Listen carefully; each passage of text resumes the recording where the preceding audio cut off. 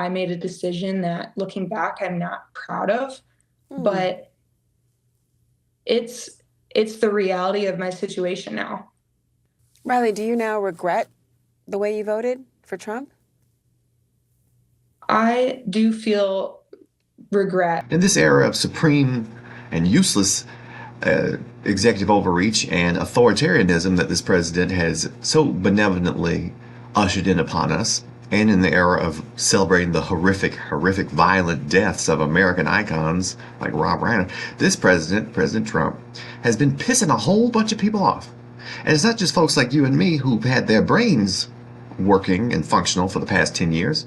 It's his voters. And it's not just one or two either.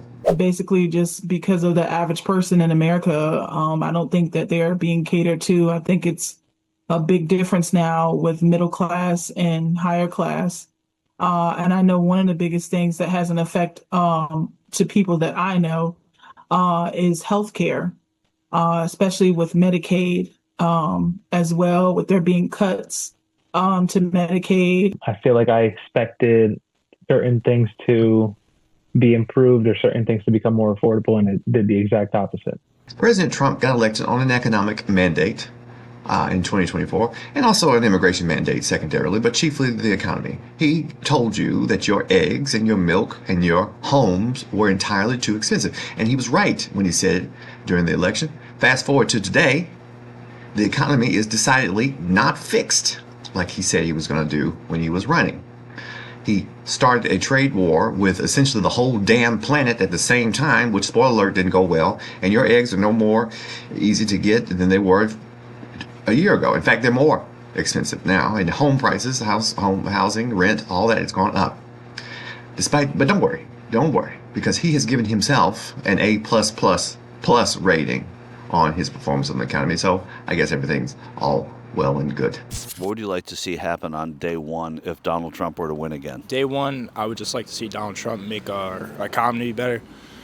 Recently, past years, we've seen it up and down, but I think he'd definitely be the man to come back in office and set things right. We got to get the economy back in shape, get these interest rates lower, deal with inflation, allow people to get houses again, allow people to work again, get the unemployment numbers down in a real way, not just fugazi numbers, but, we'll see. Our incomes are not where they should be. Not that we should be making $1 million for doing our everyday jobs, but we should be able to survive. And right now, it's really difficult for everybody. These were his voters. These were Trump supporters. These were not liberal, bleeding heart Kamala Harris supporters or Biden supporters. These were Donald Trump voters who were concerned, rightly so, about the economy, the cost of living, the affordability of the bare necessities of life. That's what they said back then. And whatever the hell a fugazi number is, I need to Google what that means. I never heard that before. But they were concerned about that. Back then, the economic pressures for them and for the rest of us were high. Let's see what they think about it now. That new NBC News poll shows Trump is losing support from some of his most ardent supporters. Trump's strong approval rating among those who consider themselves MAGA Republicans is at 70%. It was 78% in April. And compared to earlier this year, fewer Republicans now report being part of the MAGA movement. But if you've been a reliable Trump supporter, and most Republicans have been, is there anything you can do but wait? This is all very fascinating, and we've been watching this shift happen really with MAGA. And a lot of us thought, what will break this fever?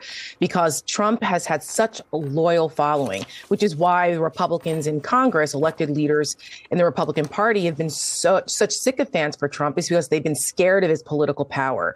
That power is starting to break. We're seeing this happen. Trump is losing his grip on the MAGA movement as well as the Republican Party because his economic policies have been absolutely devastating to the entire country, including his own base.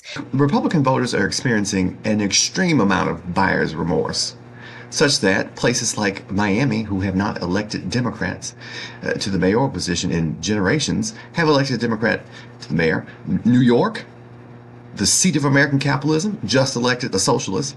So the Republican voters are begging and begging and begging the Republican Party to find solutions for their problems.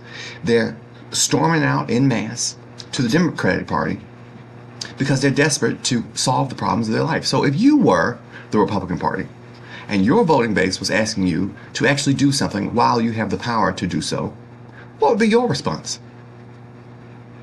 The obvious answer, cheat. President Trump's agenda is so popular.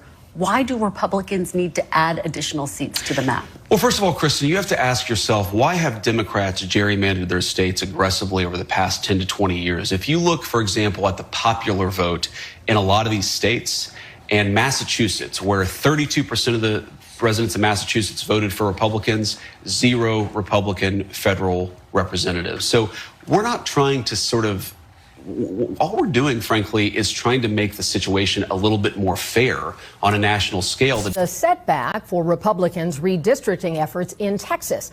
The court ordering Texas to use its old map, which was passed in 2021, which was right after the census, the normal time.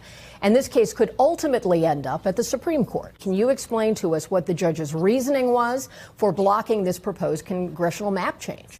Hey, Kelly. Yeah, this ruling was about race. He says this is a racial gerrymander, not a partisan gerrymander, which is what Texas Republicans said they had done and defended it, saying that this was all about who was going to win and nothing to do with race.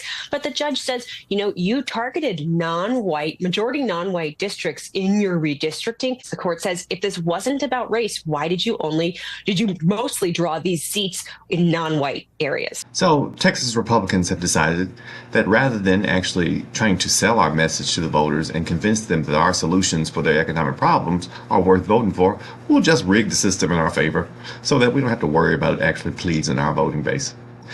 And lucky for America, it didn't work. Just hours after President Trump vowed to primary anyone who voted against his push for a mid-decade gerrymander in Indiana, the majority of Indiana's Senate Republicans in that state did just that.